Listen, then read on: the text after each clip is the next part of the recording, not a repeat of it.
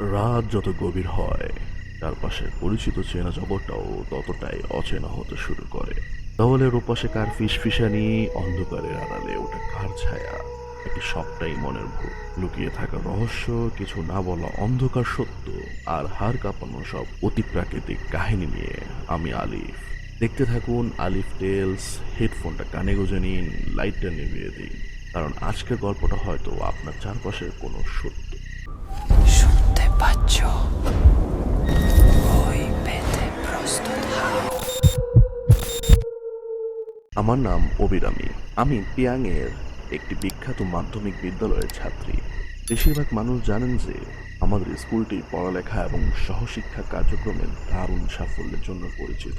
কিন্তু একটা জিনিস তারা জানে না, যা শুধু আমরাই জানি। আমাদের স্কুলে ভূতের উপদ্রব আছে। আমাদের স্কুলটি তৈরি হওয়ার পর 100 বছর কেটে গেছে। এখানে একটা গল্প প্রচলিত আছে যা আমাদের এক শিক্ষক আমাদের শুনিয়েছেন, যিনি এই স্কুলে 20 বছরেরও বেশি সময় ধরে পড়াচ্ছেন। গল্পটা হলো, এক মেয়ে তার প্রেমিকের সাথে ব্রেকআপের পর প্রচণ্ড হতাশায় ভুগে আমাদের স্কুলের ঘড়ির ঘর ক্লক টাওয়ার থেকে লাফ দিয়ে আত্মহত্যা করেছিল। এখন সেই ঘড়িঘরটি বন্ধ করে দেওয়া হয়েছে এবং সেখানে কারো যাওয়ার অনুমতি নেই। অনেক বছর ধরে ঘড়ির ঘরটি আর মেরামত করা হয়নি। সত্যি বলতে আমি আর আমার বন্ধুরা প্রথমে এই গল্পগুলো বিশ্বাস করিনি, ভেবেছিলাম এসব সে গুজব।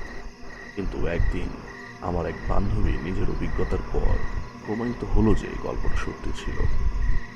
সেদিন ছিল শিক্ষক দিবস। আমরা ভাবলাম ঘড়ির ঘরের চূড়ায় একটা ব্যানার টাঙাবো। সেটা করতে হলে আমাদের ভেতরে ঢুকে একদম উপরে উঠতে হতো। আমার বান্ধবী একটু বেশি সাহসী হওয়ায় আমি ওকে প্রথমে যেতে বলি এবং নিজে ওর পেছনে পেছনে যাচ্ছিলাম। সিঁড়ি দিয়ে অর্ধেকটা ওঠার পর আমার হঠাৎ মনে পড়ল আমি নিচে আমার ফাইলপত্র ফেলে এসেছি। ফাইলগুলো আনতে আমি নিচে নেমে যাই আর আমার বান্ধবী একাই উপরে উঠতে থাকে। কিছুক্ষণ পরে আমি একটা বিকট চিৎকার শুনতে পাই।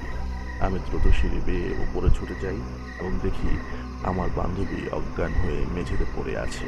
এরপর 1, 2, 3 সে আমার সাথে স্বাভাবিকভাবে কোনো কথাই বলেনি। বেশ কিছুদিন পর সে যখন স্বাভাবিক হলো, তখন সেদিনের ঘটনাটা আমাকে খুলে বলল। সে যখন একাই একাই ওপরে উঠছিল, তখন তার চোখের কোণ দিয়ে একটা মেয়ের মতো আবছা অবয়ব বা মায়াবী ছায়া দেখতে পায়। হঠাৎ করেই তার কেমন যেন একটা গা ছমছমে অনুভূতি হতে থাকে। তাই সে নিচে নেমে আসার সিদ্ধান্ত নেয়। কিন্তু ঘোরার ঠিক আগ মুহূর্তে সে শুনতে পায় একটা মেয়ে কণ্ঠস্বর প্রচণ্ড জোরে চিৎকার করে তাকে সেখান থেকে বের হয়ে যেতে বলছে।